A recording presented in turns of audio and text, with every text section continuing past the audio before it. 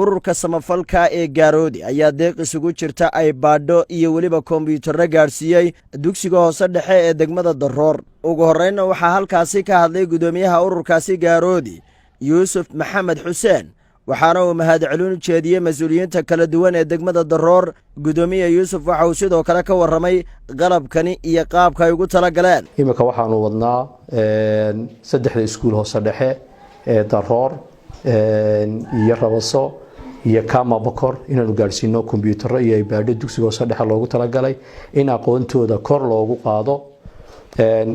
Imikana waxaanu ka bilaabi doonaa magaalada madaxda Daroor oo gudoomiye ku-xigeenkii hogaankii waxbarashada Axmed xafiisadkii waxbarashada Naasir hogaankii xisbiga Cabdiqaadir wixii oo dhan ay ku wada joogaan. Khadar Mawlid Cali khasnajiga guud ee ururka Gaaroodi oo isna halkaasi ka hadlay ayaa bulshada ugu baaqay in kaalin weyn ay ka qaadato waxbarashada iyo kaalmeynteeda. Waxaan diray qurba joogta in waxbarashada haday daroortay iyo haday deegaamada kala tayba in runtii horta ay soo gaaraan.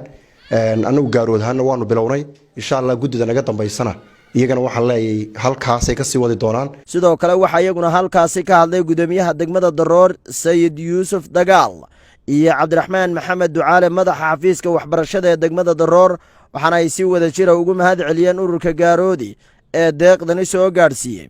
Run ahaantii ma aha markii koowaad ee ururka Gaaroodi uu samafal u keeno degmada Daroor. markii ka horeysay waxay lacag deeq ah ka geysteen dhiska wadada in guuxa waan mar labaad mar saddexaadna taas uga mahadcelinayaa. Marka xigta maanta halka aan joognaa waxa weeye waa dugsiga hoose dhexe ee Xaaji Cabdi Buraash degmada Daroor. Waxayna halkan ku wadaan alaab kombiyuutar ah. Tir ahaan waxa laga yaabaa inay yaraato, laakiin si xagga wax laga eegayo waa tay ahaan. Dunidana maanta joognaa waxa lagu hormaray ama la isku wada socdaa waa aaladda teknolojiga waxa loo yaqaano. tii qayb kamida ama qaybtii barbilowga ahayd iyo qaybtii ugu casrisanayd ay maanta isla garteen oo ah qaybaha ugu qaalisan inay gaarsiiyaan qayb kamida bulshadooda gaar ahaan degmada Daroor. mar labaad mar saddexaadna waan idinka mahadcelinaynaa. runtii waa nasiib aad u wanaagsan si wanaagsan baan uga gudoominaynaa. waxyaabihii IT-ga loogu baahnaa carruurta inay kusii tababartaba maanta waxa weeyaan ay u tahay horumar runtii anaguna soo dhaweynaynaa. insha Allah waxaan rajaynayaa degmada koobaad ee dugsiyada hoose dhexe ay IT-ga wax ku bartaan inay noqoto degmada Daroor. insha Allah alaabtaasna insha Allah waxay noqon doontaa mid la isula xisaabtamo. maamulada dugsiyada ku wareejin doonaa, macallimiin baan u sameyn doonaa haddii la yiraahdo arday fiican oo tayo leh inay ka soo baxaan baan rajaynaa. dugsiga sare iyagoo kombiyuutarka ku takhasusay inay ka soo baxaan ayaan rajaynaa. insha Allah qalabkana waan ilaalin doonaa. Cabdiqaadir Maxamed Ismaaciil madaxa arrimaha xisbiga ayaa isaguna u sharaxay wafdigani qorshayaal ay degmada Daroor biyo ballaarin ugu sameynayaan. degmadeena lafteeda meelo badan oo assessment laga sameeyay way jiraan. sanadka waxa noo qorshaysnayd mashruuca wash program in ceelal kala la yiraahdo la sameeyo. walawaanay wili hirgelin xukuumadda deegaanka aanay wili soo dhaadhicin, laakiin assessment-igi iyagana waa la sameeyay meel Rabaso agteeda iyo meel Abakor agteeda Qaraduuga. labada meeloodna assessment-igi waa laga qaaday.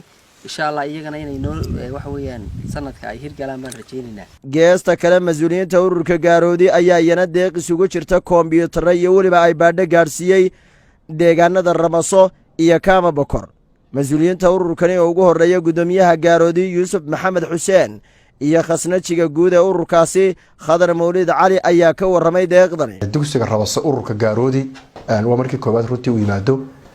waxaan idin sidnaa waxa weeyaan 3 kombiyuutar oo loogu 4 kombiyuutar oo loogu talagalay runtii in ay waxa weeye barbilow u noqdaan ardaydana laga caawiyo wixii ku saabsan IT-ga ama kombiyuutarka iyo 2 iPad chargeradii iyo markaa waxa dabceliyihii ayaan u sidnaa iyo 5 buug oo loogu talagalay kombiyuutarka arday loo dhigayo in markaa waxa laga caawiyo. waxa weeyaan kulli waa marka la eego wax weyn oo aad u kuusan maaha, laakiin runtii waxaan jecelahay insha Allah inay noqon doonto arrin markaa waxa bilow u noqota inay ku soo dhiiridaan dadka deegaanka degani inay wax u qabtaan dugsiyada markaa waxa Rabaso iyo kuwa lamidka. waxaan sidnaa 4 kombiyuutar 2 iPad iyo UPS-kii ka qabanayay dabka iyo xadhkahoodii iyo waxaan sidnaa 5 buug oo ah muqarrar oo hadhow toole wax looga dhigi doono ardayda. kulli dadaal badan baa iskuulka la geliyay deegaanka iyo cid kastaba ha noqoto.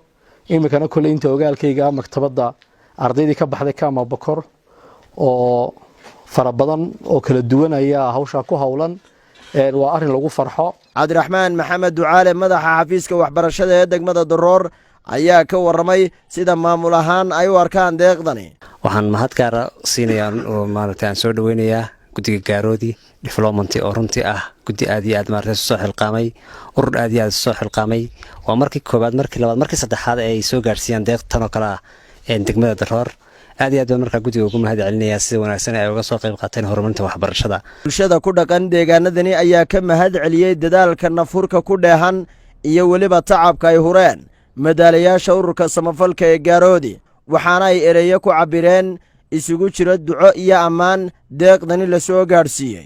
marka maanta mar haddii halkii magaciina uu ku baxay ama laydinku magac daraa soo gaadheen aad iyo aad baan idin soo dhaweynaynaa waanan idinka mahad celinaa qalabka ama agabka waxbarasho ee aad dugsiga soo gaarsiiseen. waa markii koobaad ee aan Abakor Gaaroodi u yimaado isagoo marar hore degmada yimid ayaa maanta deeqdan keentay. alxamdulilaahi rabbil caalamiin waa xusuus weyn oo qaali ah aad iyo aad baan idin soo dhaweynaa meel kasta aad joogtaanba kuwa noo yimid iyo kuwa naga maqanba waa soo dhaweynaa aad iyo aad baan idinka mahad celinaa deegaankiina waa idin baahan yahay idinkuna waa u baahantiin leenaynaa ururka Gaaroodi waxaan leenahay ku soo dhawaada deegaankii aad u dhalateen oo muddo idin sugayay alxamdulillah maanta waxa keenteen horudhac insha Allah tacaala waxaan rajaynaynaa dugsiyada sare oo 3 ka kooban oo degmada Daroor ah ina iyagana caawin doontaan. maaha markii ugu horeysay ee ururka samafalka ee Gaaroodi uu deeqo kala duwan gaarsiiyo. maxamed cabdi qalinle telefishinka caalamiga bulsho Hargeysa. ma ogtahay macmiil in shirkadda Somtal ay ku daafurtay wajigii labaad ee abaalmarinta 5,000 ee hadiyado taasoo ay ku jiraan 10 baabuur oo cusub oo Hyundai موبايلو تلاجدو قسالدو تابلتس dhammaantood baa shirkadda Samsung dahab iyo dalxiis hotelada damala ayaa kugu jirta hadiyadaha iyo sidoo kale accounts dahab shiil ah oo ay lacag kugu jirto. haddaba si aad uga mid noqotid guuleystayaasha fadlan si joogto ah u isticmaal adeegyada Somtel sida ku hadalka internetka iyo adeega casriga ah ee e-dahab. mar kasta oo aad isticmaashid adeegyada kala duwan ee shirkadda Somtel waxaad fursad u helaysaa inay heladaada iyo asxaabtaada ay ku codeeyaan bil kastana toddobaadka u dambeeya waxa uu serverka Somtel uu soo xuli doonaa kontonka macmiil ee ugu codka badan leh ee u gudbi doona wareegga labaad. tusaale ahaan macmiil gal qaybta fariimaha ee telefonkaaga kadibna geli telefonka qofka aad doonaysid inaad u codeysid adigoo u diraya lambarka 5000 waxaad ugu diri kartaa si lacag la'aan ama bilaash wixii faahfaahintaasi dheer nagala soo xidhiid lambarka gaaban ee 333